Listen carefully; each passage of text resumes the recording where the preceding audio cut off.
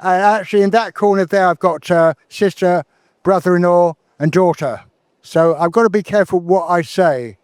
Now, I was diagnosed on the... Oh, no. Oh, my God. This is terrible. I've fallen over. Now, you would think I was wholesome. I'm 72 years old. Do you think most people who are 72 years old who did something like that, don't you think they would hurt themselves? So I'm actually very, very fit. But there is a reason why I'm very, very fit. And it's got nothing to do with gyms. In fact, it's got very much to do with lockdown. When lockdown came along, COVID hit, all the gyms closed, no one was allowed to socialise. But a couple of years or a year before, this young man here, my photographer, we were doing a photo shoot. I was hoping to become a model. That hasn't happened yet. And I said, look, those two trees, I want to climb them. If you look at this shirt, you're welcome to say, tell me, what does this say? Okay. Well, I'm actually going to if I put on these headphones, I can hear what I'm saying. Yeah. Okay. So I'm now can listen to what I'm saying. So this is exactly what I say. So I'm talking about climbing trees. Now you think this is mad. Friends of mine say, oh, you're going to kill yourself. You're going to fall. You're going to injure yourself doing all these sorts of things. But actually climbing trees created the most important opportunity for me in my entire life to actually promote to all of you. By the end of my speech, it will add on years to your life.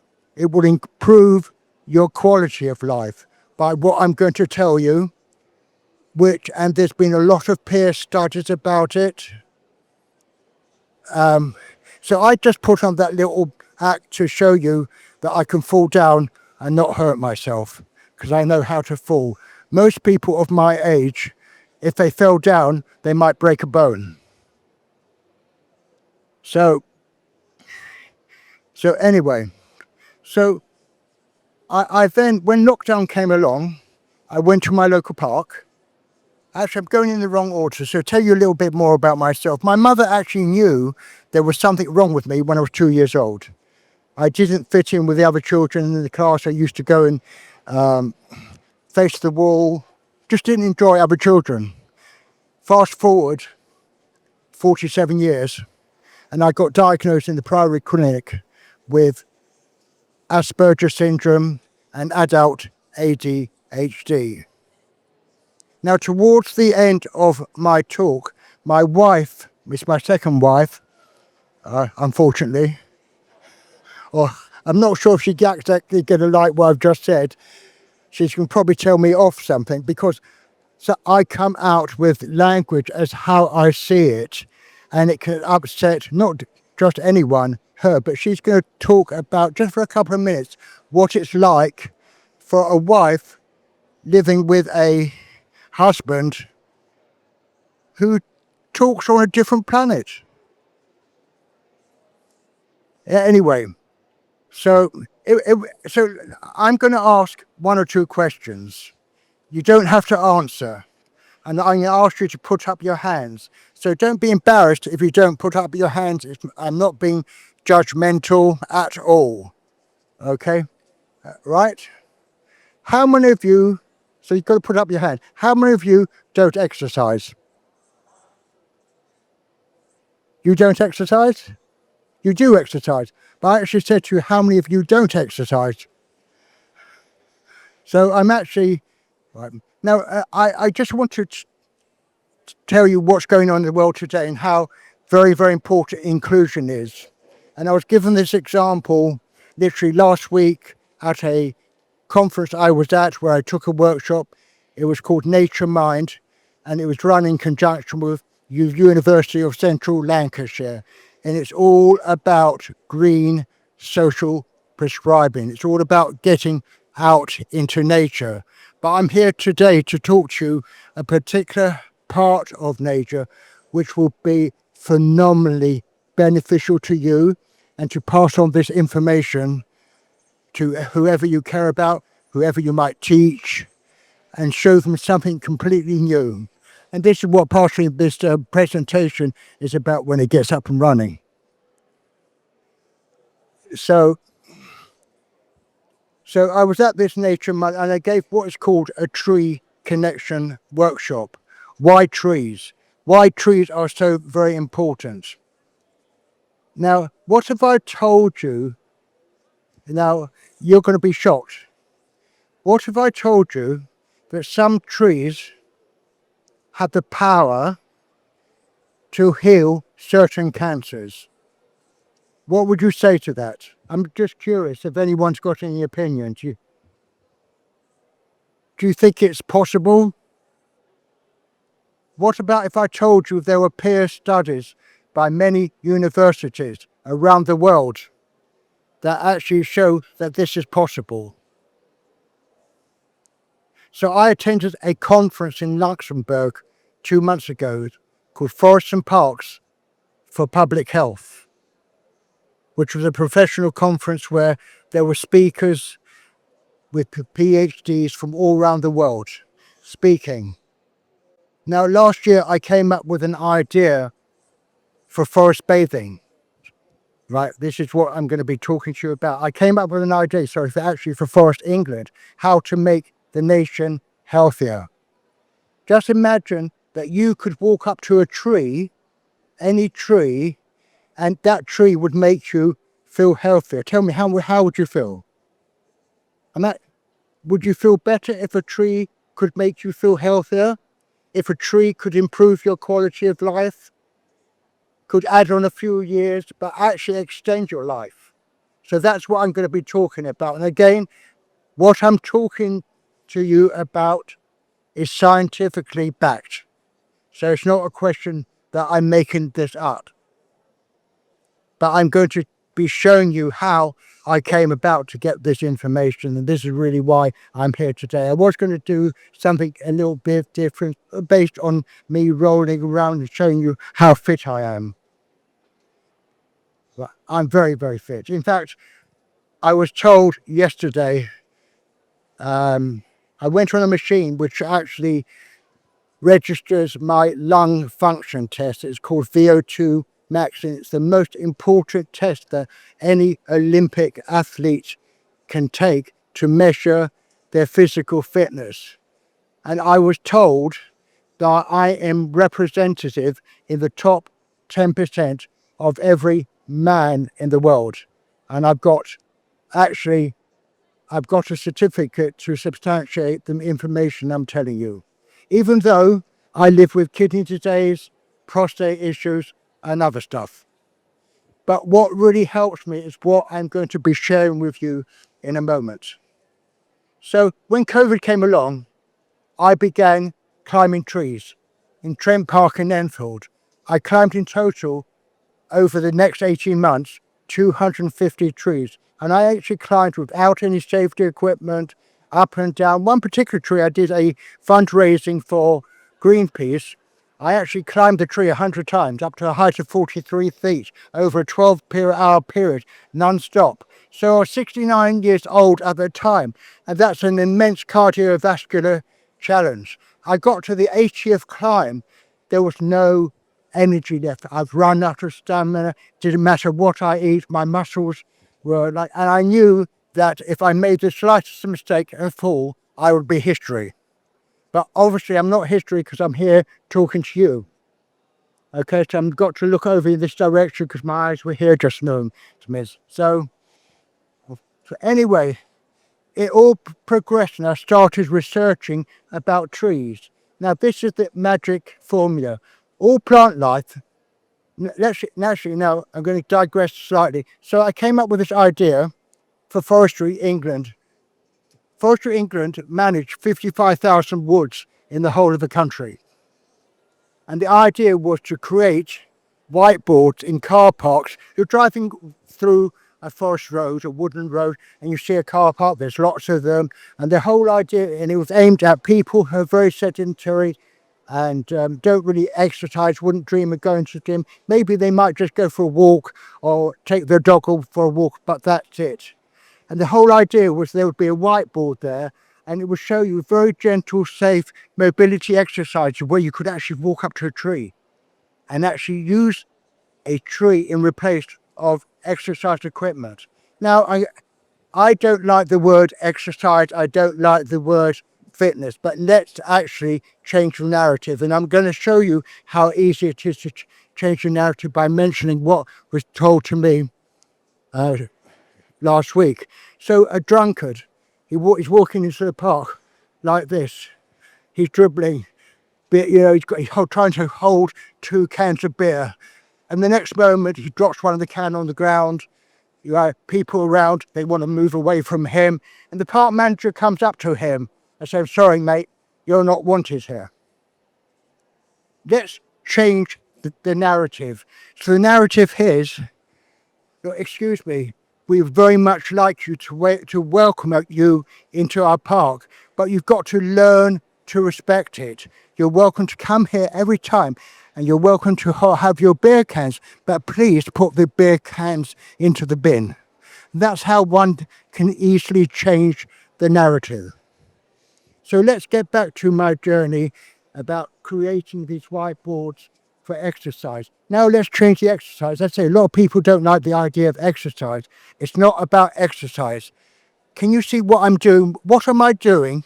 Would anyone say, what am I doing while I'm walking around speaking to you? Something very simple, something very safe, something very, very important and valuable for my health. What? Burning calories. Well, that's one thing, but what else is more obvious? What? Moving.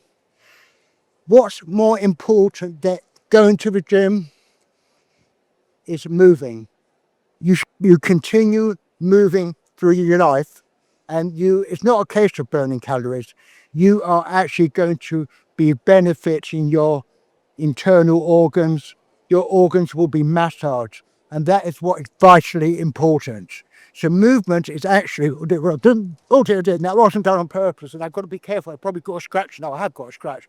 But look, oh my God, this is terrible. I've fallen over. You see?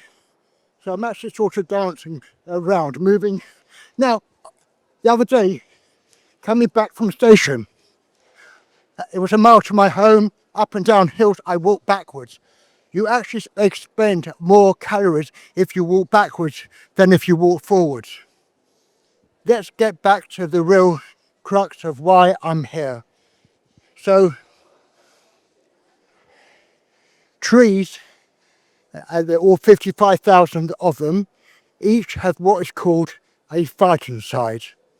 A phytoncide is the trees, or plant for that matter, even the smallest grass to the massive trees in California, the redwoods and sequoias, give out a volatile organic compound. These phytoncides have been scientifically proven to increase the number of T killer cells in our body. You won't see these phytoncides. You might be able to sense they are there through smells of the forest. Right? So by increasing the number of T killer cells in our body, what they do for us, they reduce inflammation. They reduce blood pressure. They have been shown to bolster the immune system, and as I said earlier on, even to a point of certain of its phytoncides killing certain cancer cells. So this is something that scientists are very excited about. Now, I happened to meet at a conference 2 months ago in Luxembourg. My wife, who's sitting over there in the blue behind, she was there too. And it was called Forests and Parks for Public Health. And I got to meet and interview, and I was hoping to show you on my presentation, Dr. King Lee. And he is the founder of the science behind forest bathing. Now I'm going to explain to you what forest bathing is all about. So forest bathing in Japan is known as Shin-Rin yoku. So if someone became unwell in Japan, the doctor wouldn't send the patient to hospital. That would not be the first call. They would send them into the forests where they would get the benefit of these phytoncides. Now I go most days, sometimes only 10 minutes, but if I spend just 30 minutes in a woodland area, I'm protected against viruses, colds, all sorts of things, all those little nasties. And all it requires is 30 minutes. Forest bathing is all about immersing yourself into a forest environment, a woodland environment. Now, some of you might actually have a garden, and in your garden is a tree, right? Now, just imagine I said to you, I want you to go up to a tree that you like and kiss it. Oh, don't be ridiculous. Mad? Are we crazy? But actually, by touching that tree with your hand, any part, hand, arm, leg, you are actually getting the benefit of grounding. Not as much as if you were walking ground barefoot on the ground, but you're touching nature. Nature has the power to heal if given the chance and the right circumstances. Now, so at this conference, when I was interviewing Dr. King Lee, and I was hoping to show you the video, but you can see it on social media. I've got a number of social media accounts, and I'm going to be putting it on YouTube. So what I did, I said to Dr. Lee, I said, what do you think about I'm doing something which is extending what you're doing? It's a more advanced version of Shinrin Yoku, that forest bathing. I'm introducing movement into it. I showed him how I would go under a branch or over a branch. The idea of stepping over a branch or using a tree trunk to do simple movement exercises, squats, all the type of exercises that will improve the mobility of your hips, strengthen your knees, and best of all, with the medicinal power of these phytoncides, will improve what's going on up here. It will bring you peace and calm. And I gave this workshop last week, whereby professionals were actually engaging in the tree. And I'm showing them how they could show to their clients. One particular woman happened to be a life coach, a personal life coach, and a business life coach. And she wrote a lovely note on LinkedIn, which is a business platform, which was lovely for me to read, which said it was so wonderful to come to a workshop at 10:45 on a Thursday morning, and it really started my day. And to have something like that really supports what I'm doing, showing people how they can engage in nature.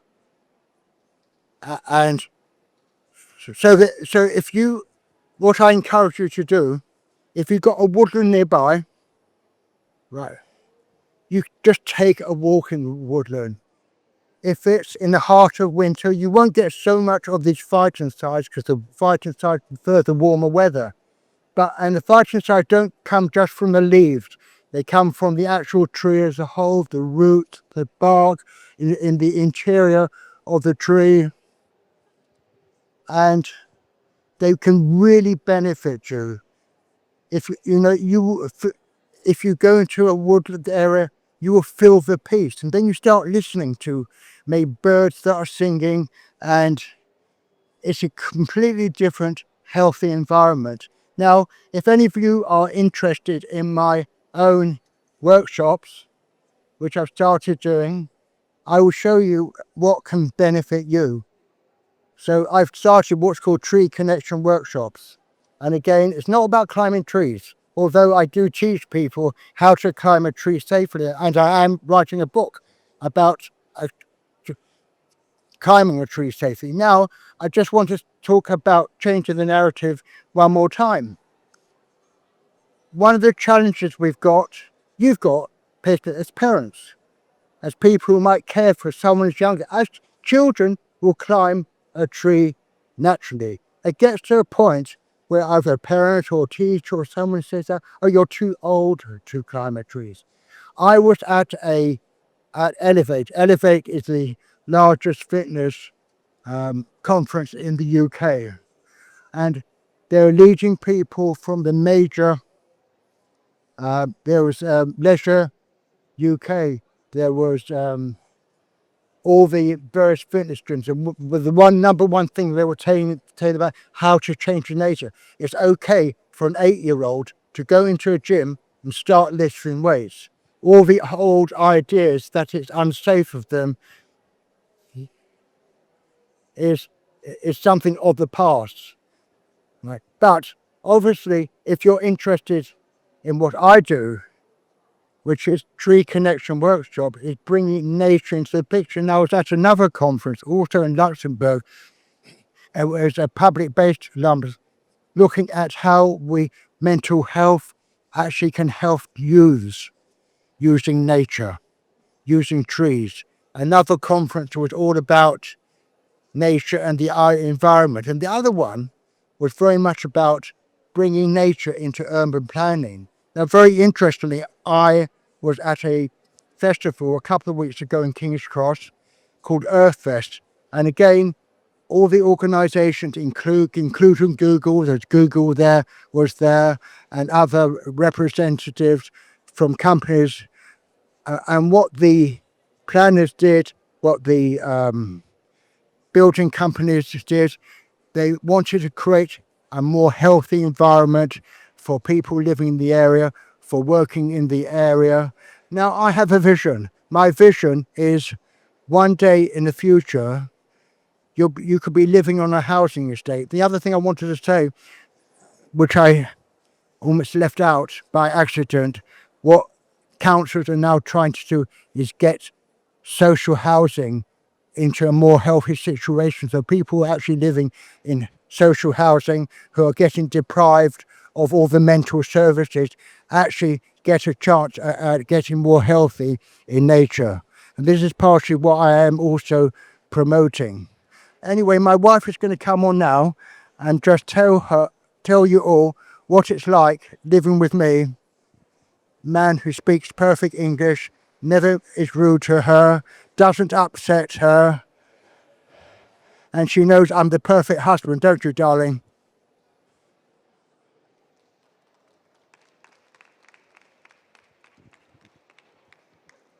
Right. Thank you, Lawrence. He is, in many respects, quite an inspiration, because what he's trying to achieve is something completely different. Can you hear me? Yeah. And I came into, we met in 2018. Would you like me up here? What? Should I stand here? Stand there. Yeah. And it's true, I'm wife number 2, and we would never have met if we each hadn't had our own misfortunes in life, but that's life. And we've met, and I wanted to say that very soon after we met, I met Lawrence's mother, Lily, a lovely lady. And apparently, Lawrence had said to her, he didn't understand me very well. And she said, good, because it was a good learning exercise to try and understand somebody who has a different perspective on life. But what I love about Laurie is his honesty and his directness, and the fact that he feels so inspired and excited. And a lot of what he's talking about isn't just applicable to for himself. It's applicable to anybody who wants to improve their mood and just feel better. But I know that if he takes himself off to the park, he always comes back feeling better. And so it's an excellent free therapy. And, you know, it's something that anybody can do who can access green space where there are trees. But I would totally accept that there are challenges for myself, because it's true, we don't always speak the same language. And I have to sometimes remember that. And it's a lesson I've got to keep reminding myself about, because I could equally, I could get quite bothered by the way he says something. Like, for example, the fact that he said earlier, the second wife, unfortunately. I know exactly what he meant, but it's just how it came out.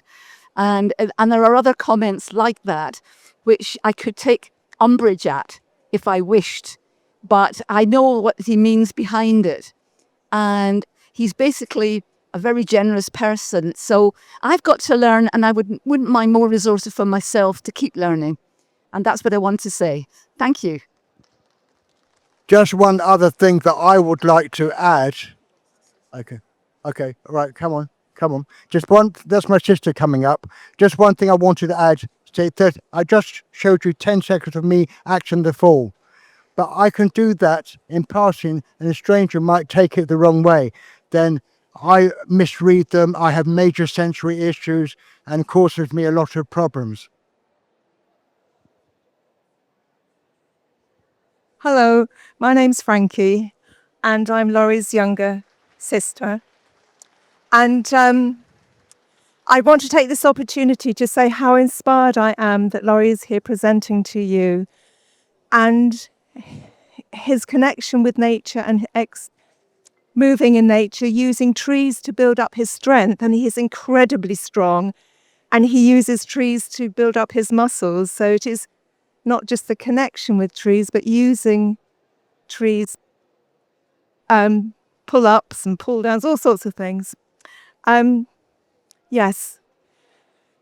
The transformation over decades and growing up with a quite challenging older brother has been formidable. And once he got his diagnosis, that was pivotal.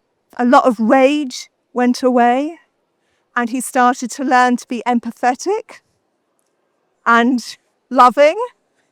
But my God, can he tease and can he be a clown sometimes? But in his heart, he has got great wisdom and this connection with nature.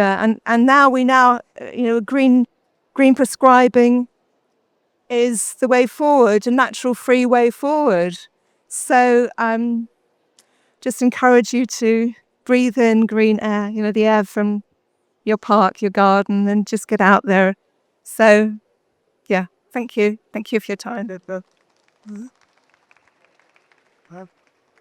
1 minute. Does anybody have any questions? Does anyone have any questions? Yes? Hey, would you ever think about I just had this idea of like building like barbells out of wood and just a whole machinery of wood, like a gym in the forest made of wood. One of the things I think about doing in my local park was actually creating an obstacle course in trees and bushes, getting people to navigate bushes, like being able to step over. Now, if there was a low bit crawling under a branch, going up and down, barbells, but I could show you, I'm quite happy to show you, to share with you how I use logs and rocks to do exercises that people do in the gyms. So yeah, very great idea. If you're going to do something like that, really go ahead and do it. There are a lot of people out there beginning to use nature in a very big way. Oh yeah. Okay. Yeah. Do you want to speak a little bit more? Thank you. That's all. Thank you. Thanks. Okay. We've just time for just one more question. Okay, let's right here. Thank you. It's a very nice talk. I was just going to ask you, how do you find like the modern world? Because say like in an urban setting, I find, we have neighbours and sometimes people that don't like trees and they want to try and cut everyone's trees down, and they want to go to the council. They want to dig them all up at the root or have them chopped down. And there's people that just want to shingle their back gardens, and it's I find that sad myself because I'm very connected to trees, and I was just wondering how you find it. You've actually raised a very, very interesting point, and something quite pertinent actually occurred last weekend, where I actually met some arborists who are actually going to help me learn to actually climb with a harness. But they want to actually, she actually is an arborist who wants to move away from the idea, because that's what arborists do. They they cut down trees, they cut down branches and try and invent new ways. It's all about, we're going through a time about inventing new ways. If, just for argument's sake, say one of your neighbours had cancer, and you could turn around. If you cut down that tree, you're going to shorten your life. Maybe. But if you leave it up, it might extend your life for another 10 years. So it's all about changing the narrative. So they understand. Don't actually condone what they're doing, but Educate, yeah.